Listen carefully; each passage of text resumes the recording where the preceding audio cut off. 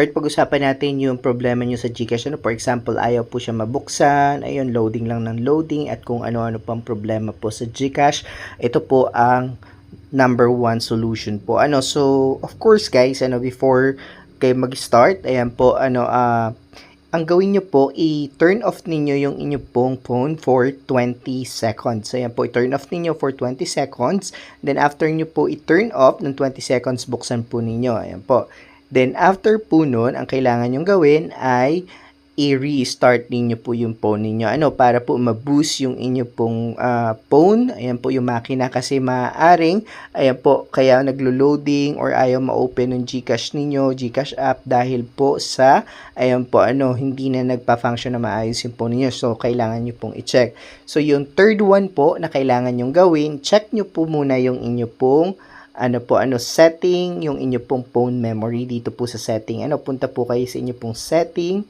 Ayan po, check nyo po yung phone memory ninyo. Ayan po, punta kayo sa about phone. Ayan.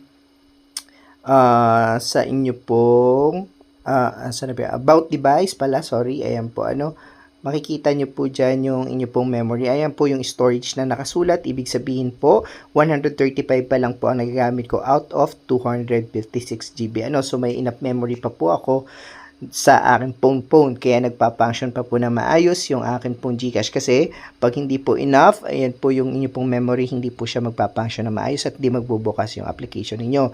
So yung third one po, ayan, punta po kayo sa Google Play ninyo o sa Play Store. Ayan po, punta kayo sa Play Store ninyo.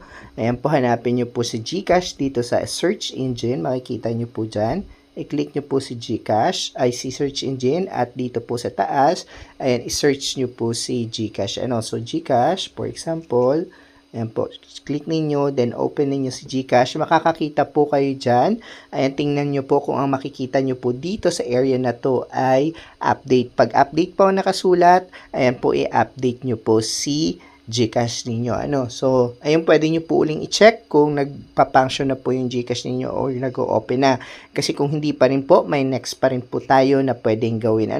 So, after po nun at hindi pa rin po gumagana, ito po yung next.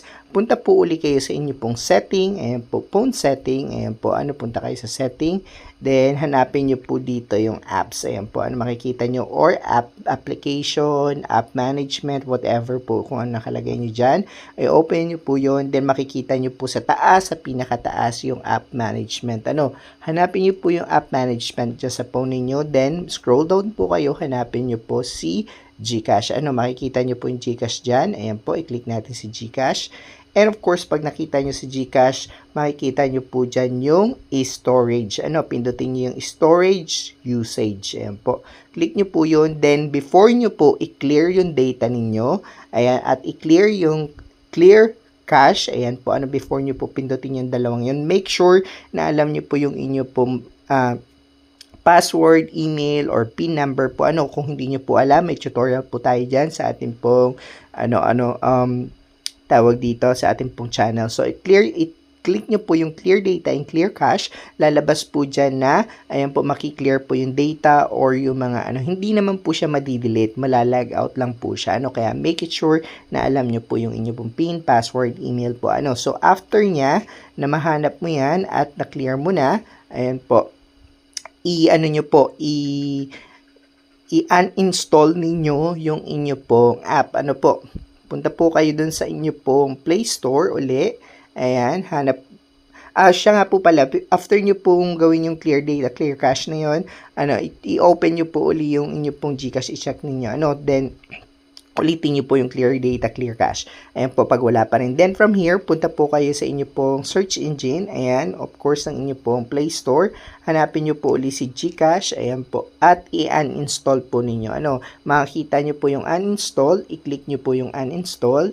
Ayan, pag na-uninstall nyo na, ayan po, i-on at i-off nyo po uli yung inyo pong cellphone ng 20 seconds. I-off nyo po yung phone ninyo ng 20 seconds.